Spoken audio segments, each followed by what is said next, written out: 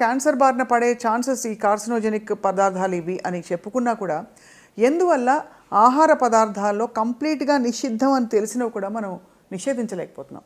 ఉదాహరణకి టొబాకో మంచిదని ఏ డాక్టర్ అనరు, కొంచెం తీసుకుంటే పర్లేదని ఎవరు అనరు. ఎందుకు సార్ దాని పట్ల ఒక క్లిష్టమైన నిర్ణయం తీసుకోలేకపోతున్నాం? What you feel is the impact of all these foods? అంటే ఐ డోంట్ సే టొబాకో కూడా ఒక రకంగా చెప్పాలంటే మ్యానుఫ్యాక్చర్ ఏ ఉద్దేశంతో దాన్ని తయారు చేశారో ఎగ్జాక్ట్గా అదే పర్పస్ ఫుల్ఫిల్ అవుతుంది. రైట్. అంటే మ్యానుఫ్యాక్చర్ కూడా తెలుసు అండి, మోర్ దాన్ 3000 కార్సినోజన్స్ ఉంటాయి. అందులో అట్లీస్ట్ 50 నోన్ టాక్సిక్ కెమికల్స్ ఉన్నాయి which are proven beyond doubt. ఇప్పుడు మీరు అన్నట్టుగా ఎందుకు దీన్ని మనం ఆపలేకపోతున్నాం? సో అంటే it requires lot of political will and it's beyond, అంటే మన ఎఫర్ట్తోనే ఇది అవుతుందని అనుకోను. అంటే ఇప్పుడు ఏమవుతుంది, వాళ్ళ ఎంప్లాయ్మెంట్ గురించి ఆలోచిస్తారు. ఇప్పుడు బీడీ వర్కర్స్ గురించి కానీ ఆలోచిస్తే so many people will be unemployed, లేకుంటే వాళ్ళకి ఇక్కడ డైలీ వేజెస్ పోతున్నాయి, రకరకాల యూనియన్స్ వస్తాయి. So government has got so many other pressures. Of course tobacco lobby గురించి మీకు తెలియదు ఏముంది. అవును. అంటే మీరు ఇప్పుడు సిగరెట్ ప్యాక్ మీద మీరు ఆ యొక్క బొమ్మ పెద్దగా వేసినంత మాత్రాన భయపడి ఆపేస్తారా అంటే I don't think it's working అండి. అంటే ఫియర్తో మనం కంట్రోల్ చేయలేం.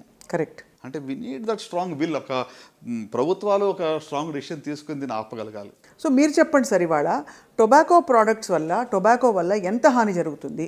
టొబాకో వల్ల ఓవరాల్గా మరి క్యాన్సర్ సంబంధించి మనం చూసినట్లయితే ఒక 40% వరకు క్యాన్సర్స్ ఒక్క టొబాకో నుంచి మనం నియంత్రించవచ్చు. అబ్బా. సో అంటే ఒక single product which is sold exactly as the manufacture intended and it causes the damage. అంటే దీన్ని ఒక్కదాని వల్లనే మనం 40% నంబర్స్ తగ్గించవచ్చు. సో బేసికలీ అంటే మనం దాన్ని చలామణి అవ్వనివ్వడం అంటే we are actually letting people decide whether they want to die or not. అంతే కదా? అంటే చాలా ఓపెన్గా చెప్తే బండగా. ఎందుకంటే సార్ క్యాన్సర్ ఒకటే కాకుండా ఎన్ని రకరకాల జబ్బులు వ్యాధులు వస్తాయి క్యాన్సర్ టొబాకో వల్ల అని తెలిసిన విషయం. So when you say tobacco, మీరు సిగరెట్లు, ఇంకా పొగాకు తినే పాన్ మసాలాలు లాంటివి, రైట్, ఇంకా పచ్చిగా టొబాకో చాలామంది తింటారు పాన్లో, వాటిలో ఇంకా కాకుండా ఇంకేముంటాయి సార్ సోర్సెస్? అంటే డిఫరెంట్ వేస్. ఇప్పుడు ఇక పాన్ మసాలా కానీ పాన్ పరాగ్స్ కానీ నోట్లో వాళ్ళు ఓవర్ నైట్ ఇక మరి చూజ్ చేసి ఓవర్ నైట్ నోట్లో పెట్టుకుని పడుకుంటారు చాలామంది, స్లోగా అది రిలీజ్ అయ్యి వాళ్ళకి ఒక కిక్ ఇస్తుందని చెప్పి. సో ఈ యొక్క టొబాకో ప్రోడక్ట్స్ ఒక్కటి వల్లనే చూయింగ్ ఆర్ మన ఐ థింక్ ఒక్క స్టెప్లో ఒక 40% మనం గెయిన్ పొందవచ్చు. సో మన డిస్కషన్ని కొంచెం ప్రేక్షకులకి బాగా అందించడానికి సార్, ఫుడ్స్లో కంప్లీట్గా నిషిద్ధం, పాక్షికంగా నిషిద్ధం, అండ్ మూడోది బహుశా మన చేతిలో లేని, ఉదాహరణకి ఫర్టిలైజర్ అవశేషాలు లేక టాక్సిక్ కెమికల్స్కి ఫ్రూట్స్ అండ్ వెజిటబుల్స్ ఎక్స్పోజ్ అవ్వడం లాంటివి పెట్టుకుని మాట్లాడదాం sir, for us to understand. ఈ నిషిద్ధం అనే కేటగిరీలో మీరు టొబాకో పెడుతున్నారు, ఆల్కహాల్ కూడా ఇంచుమించు అదే కేటగిరీకి వస్తుంది కదా సార్, కంప్లీట్లీ బ్యాండ్, అస్సలు మంచిది కాదు. ఇక రెండో కేటగిరీ మంచిది కాదని మనకు తెలుసు, ఫాస్ట్ ఫుడ్, తర్వాత బాగా high carbohydrate, high sugar foods, junk food, colas, ఇవన్నీ కూడా. సో వీటి గురించి చెప్పండి సార్, ఎంత తీవ్రమైన ప్రభావం? డెఫినెట్గా రండి. ఇప్పుడు ఆయిలీ ఫుడ్ ఇక అంటే హై క్యాలరీ, ఇప్పుడు చాలామందికి తెలిసి ఉంటుంది కార్బోహైడ్రేట్స్ ఎక్కువ ఉంటే అసలు కొంతమంది క్యాన్సర్ వస్తే కార్బోహైడ్రేట్ తీసుకోవడం మొత్తం మానేస్తున్నారు. అంటే it's again not true, because బాడీలో కార్బోహైడ్రేట్ ఎలాగా ప్రొడ్యూస్ అవుతుంది, గ్లూకోజ్ వస్తుంది, కానీ మనం హై గ్లూకోజ్ కంటెంట్ తినకూడదు. So sugar consumption should be reduced. అంత మాత్రం కాకుండా మరి ఈ యొక్క హై క్యాలరీలో ఉన్నటువంటి యొక్క ఏమంటారు కోలాస్ కానివ్వండి, అంత మాత్రం కాకుండా ఇంకా చూసినట్లయితే మరి fried foods, red meat consumption leads to colon cancer in significant way అండి. సో అంత మాత్రం కాకుండా ప్రాసెస్డ్ ఫుడ్ అనమాట. సో అంటే ఇవి మనం తగ్గించినట్లయితే ఖచ్చితంగా రిస్క్ అనేది తగ్గుతుంది. కానీ వీటిని ఎంత మోతాదులో పర్వాలేదు తీసుకోవచ్చు, చూసి చూడనట్టు ఊరుకోవచ్చు అని ఏమన్నా మనకు మెజర్స్ ఉంటాయా సార్? మన శరీరం చెప్పే కథలే వినాలా? ఎగ్జాక్ట్ మెజర్మెంట్ లేదు, కానీ అమెరికాలో ఈ మధ్యన ఏం చేస్తారంటే మీకు ఒక plate food they made a new formula. ఏంటంటే 2/3, 1/3. సో 2/3 ఏంటంటే గ్రీన్ లీఫీ వెజిటేబుల్స్, ఆకుకూరలు, ఇంకా లేకుంటే వెజిటబుల్స్ ఆల్. రకంగా చెప్పాలంటే 1/3 మాత్రమే నాన్ వెజ్ ఉండాలని వాళ్ళ కొత్త ప్రతిపాదన అనమాట.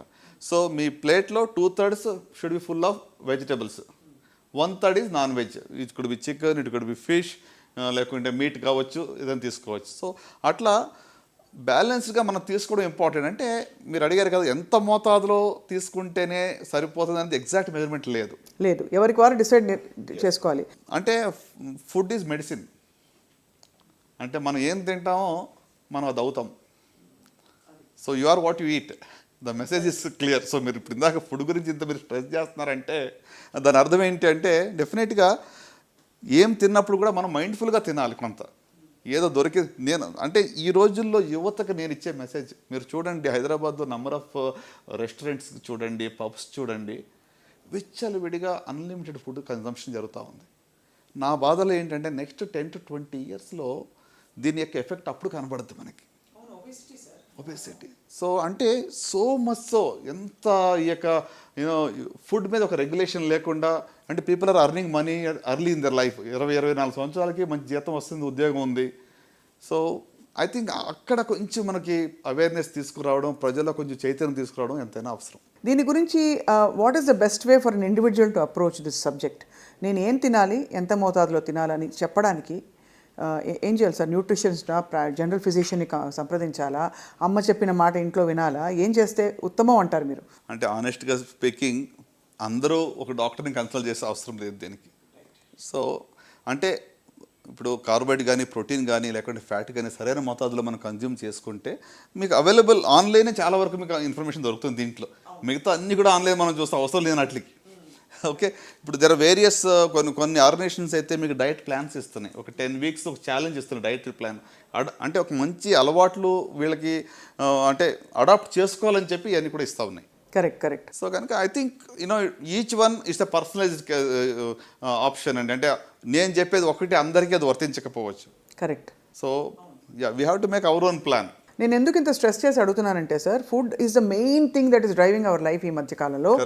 ఇదివరకు ఒక 6-7 ఇడ్లీలు ప్లేట్లో పెట్టేసుకుని చక్కగా ఒక కప్పు సాంబారు, ఇంత కొబ్బరి పచ్చడి వేసుకుని, నెయ్యి వేసుకుని తింటే మనం కంఫర్టబుల్గా తినేసేవాళ్ళం. ఇప్పుడు ఎందుకో హరాయించుకుంటాం, లేదా ఎన్ని క్యాలరీస్, ఒక ఇడ్లీ ఎంత సైజ్ ఇడ్లీ, ఇవన్నీ చూసుకుంటూ అంటే చూసుకోవాల్సిన పరిస్థితుల్లో ఇన్ఫర్మేషన్ కూడా వచ్చేసింది. సో తినేటప్పుడే ఒక స్ట్రెస్లో తింటున్నాం మనం. So how do you approach food from the perspective of long term ailments like cancer? అంటే ఫుడ్లో balance is most important and choices is most important. ఫండమెంటల్గా చెప్పాలంటే green leafy vegetables, fruits, 4 to 5 servings of fruits in your meals is going to do lot of good అండి. అంటే ఇందాక మనం tobacco గురించి మాట్లాడాం కదా, అట్లానే ఫ్రూట్స్ అండ్ వెజిటబుల్స్ పర్సే ఒక 20% క్యాన్సర్స్ తగ్గిస్తాయి. ఓహో, అమేజింగ్. దాంట్లో ఉన్న యాంటీ ఆక్సిడెంట్స్ కానివ్వండి, దాంట్లో ఉన్నటువంటి ఒక న్యూట్రియంట్స్ కానివ్వండి, they fight cancer causing substances or cancer ప్రారంభం అయితే కూడా దాన్ని ఫైట్ చేస్తాయి. సూపర్ ఫుడ్స్ నిజంగా సూపర్ ఫుడ్స్ అయినా సార్? మొరింగా పౌడర్ అని, అంటే మినగాకు తీసి ఇంకేంటది అలాగే రకరకాలు వచ్చాయి ఈ మధ్యకాలంలో, వీట్ గ్రాస్ ఒకటి. Are these truly super foods? As an oncologist you subscribe to that at all? You don't. So basically మనం ఏదైనా సహజ సిద్ధమైన పద్ధతుల్లో మంచి వ్యాయామంతో, ఫిజికల్ యాక్టివిటీ మీరు చెప్పారు చాలా ఇంపార్టెంట్. వారానికి 30 minutes చొప్పున పర్ డే 4 days చేసిన చాలు. 120 minutes of physical activity per week చేస్తే చాలా జబ్బులు రాకుండా చూసుకోవచ్చు. నాట్ జస్ట్ క్యాన్సర్, డయాబెటీస్ కానివ్వండి, హైపర్ టెన్షన్, కార్డియాక్ ఇష్యూస్ అన్నీ. Even mental health will be much better అండి. మనం productivity will be much better. నేను ఒకరోజు జిమ్కి వెళ్ళకపోతే, వాక్ చేయకపోతే ఆ రోజు నా ప్రొడక్టివిటీ తక్కువగా నాకు తెలిసిపోతుంటుంది. సో ఫిజికల్ యాక్టివిటీ అనేది నిజంగా అంటే పోస్ట్ కోవిడ్ ఎక్కువ మంది ఇంకా స్క్రీన్ అడిక్షన్ ఎక్కువ అయిపోయింది. ఇప్పుడు అన్నీ కూర్చుని చోట వస్తున్నాయి కదండి మీకు, స్విగ్గీలు, జొమాటోలు, ఎక్కడ బయటికి వెళ్ళి ఎక్కడికి వెళ్ళక్కర్లేదు కూడా, కూర్చుని చోట అన్నీ వచ్చేస్తున్నాయి. సో ఐ థింక్ శారీరక వ్యాయామం అనేది చాలా simplest and easiest way for good health. అంటే మంచి ఆరోగ్యం కోసం ఎక్స్పెన్సివ్ ఏమీ మనం చేసే అవసరం లేదు. ఫుడ్ చాయిసెస్, ఏమంటే physical activity, right, drink lots of water, ఇవన్నీ దీనికి ఖర్చుతో లేని పని ఇది. కానీ ఇవి చెయ్యం మనం. సార్ మామూలుగా అందరం అదే ఫుడ్ తింటాం, మోర్ ఆర్ లెస్ ఒక 80% స్పెక్ట్రమ్ ఒకే చోట ఉన్నాం ఇంచుమించుగా. కానీ కొంతమందికే క్యాన్సర్ వస్తుంది. ఆ కొంతమందిలో ఈ క్యాన్సర్ కణాలని ప్రేరేపించడానికి ఏ లక్షణాలు ఉంటాయి? Is it genetics? Is it something else that invites cancer?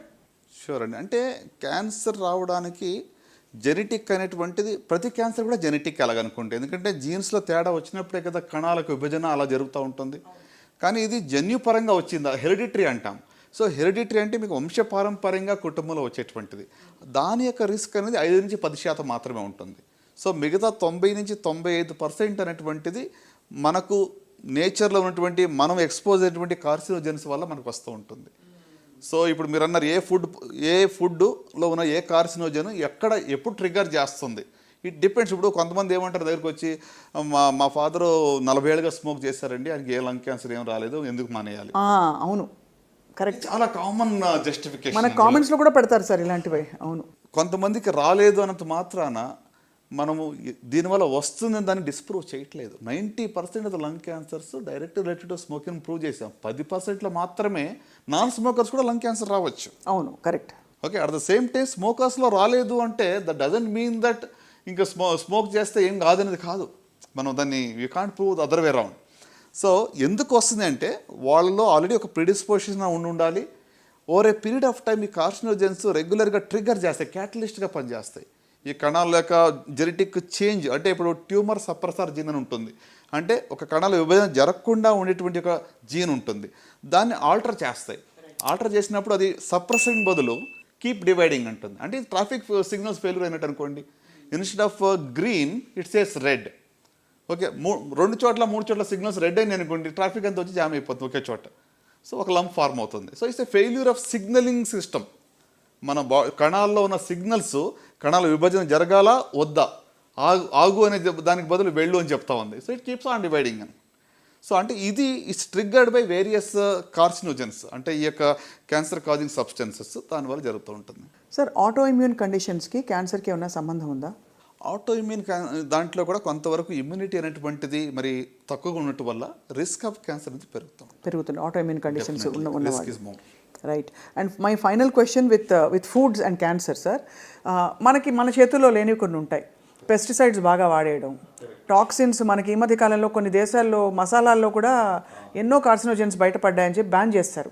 ఇప్పుడు ఇవన్నీ సర్వసాధారణంగా అమ్మ చేతి ఇంటి వంటే కదా, దీనిలో కూడా ప్రాబ్లం ఉంటే ఇంక ఎక్కడ పోవాలని తలపట్టుకుంటున్నారు. సో ఏం చేయాలి సార్, ఎంత సీరియస్గా తీసుకోవాలి ఇవి? ఒకటండి, మన చేతిలో ఉన్నది మనం చేయగలం. Prevent the preventable. ఇక ప్రతిదాన్ని కూడా కొలత వేసి రోజు క్యాన్సర్ వస్తుందని భయంతోనే మనం జీవించాల్సిన అవసరం అస్సలేం లేదు. I think we have to live our life in a joyful way. So కనుక నేనేమంటానంటే consumption of lots of fruits and vegetables, balanced diet, physical activity, consumption of more water. Okay, ఇవి ఫండమెంటల్గా మనం తీసుకున్నట్లయితే మరి ఎంత మోతాదులో తీసుకోవాలని క్వశ్చన్ వస్తుంది. See somebody said like this, there is nothing like poison, it all depends on dose. అంటే ఏది కూడా పాయిజన్ అని మనం చెప్పలేము, డోస్ బట్టి ఉంటుంది. For example mercury in a small dose can be poison.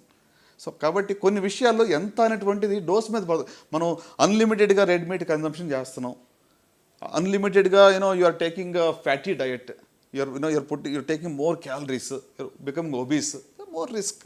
So కనుక ఆ బ్యాలెన్స్ అనేది we have to define and we have to adapt అని అంటాను. సో ఈ ఇథైలిన్ ఆక్సైడ్ తర్వాత ఇలాంటివన్నీ కూడా పెద్దగా అంటే చూడండి, ఇప్పుడు ఇథిలిన్ ఆక్సైడ్ గురించి మీరు అడిగారు, కరెక్టే. సో దీనివల్ల ఏంటంటే ఒక 50 times లేకపోతే 100 times ఎక్కువ మోతాదులో అది ఉంది than the permissible whatever limits అని చెప్తూ ఉన్నారు. సో డెఫినెట్గా ethylene oxide is a carcinogen, there is no doubt. కానీ మరి ప్రతి ఫుడ్ మీరు తీసుకునేటప్పుడు మీరు మెజర్ చేయలేరు కదా. How can a common man take it? I think దీనికి ఏంటంటే మనకి లెజిస్లేషన్, మన వాట్ ఎవర్ రెగ్యులేటరీ బాడీస్ ఉన్నాయో they have to be more stringent. అవి పీరియడ్గా చెక్ చేసి వాళ్ళు అట్లీస్ట్ మనకు అష్యూర్ చేసి ఫుడ్ మనకి ఇస్తే మనం తీసుకోగలం. కానీ మనం we cannot measure whether ethylene oxide is there or not. So as much as possible నేచర్కి దగ్గరగా బ్రతకడం అండ్ సమతుల్యమైన జీవనశైలి, ముఖ్యంగా బాగా వ్యాయామం చేయడం, ఏదో విధమైన ఫిజికల్ యాక్టివిటీ అవసరమని సూచిస్తున్నారు sir. It's very very enlightening sir.